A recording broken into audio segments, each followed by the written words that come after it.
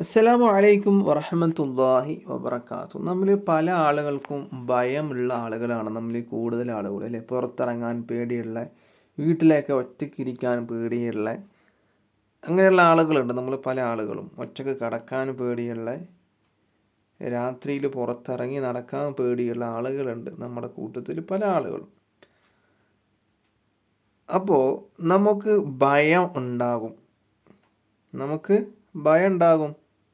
അല്ലെങ്കിൽ ഭയമുള്ള എന്തോ ഒന്ന് വരാനിരിക്കുന്നു, അതായത് ഭരണാധികാരിയുടെ അടുക്കൽ നിന്നുള്ള ഭയം എന്നതിന് വ്യാഖ്യാനം. ഭരണാധികാരി എന്ന് പറയുമ്പോൾ ഇപ്പോൾ നമുക്ക് ഇസ്ലാമിക ഭരണകൂടമൊന്നും ഇപ്പോൾ ഇല്ലല്ലോ.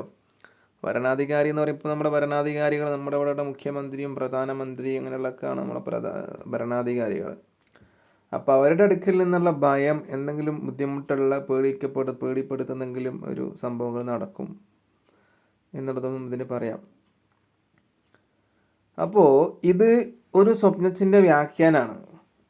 പറഞ്ഞത് സ്വപ്നം, ഇങ്ങനെയൊക്കെ സ്വപ്നം കണ്ടാൽ ഇങ്ങനെ വേറെ വ്യാഖ്യാനം ഉണ്ട് എന്നുള്ളതല്ല.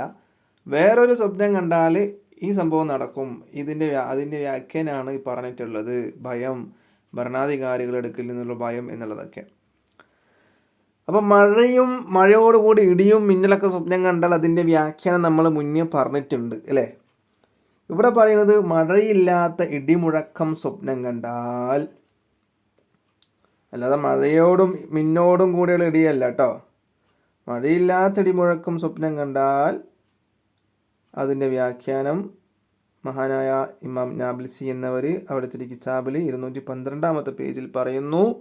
അതിൻ്റെ വ്യാഖ്യാനം ഭയം എന്നാണ്. നമുക്ക് ഭയമുണ്ട് എന്നോ, അല്ലെങ്കിൽ എന്തോ ഭയമുള്ളൊന്ന് വരാനിരിക്കുന്നു എന്നോ അതിനർത്ഥം.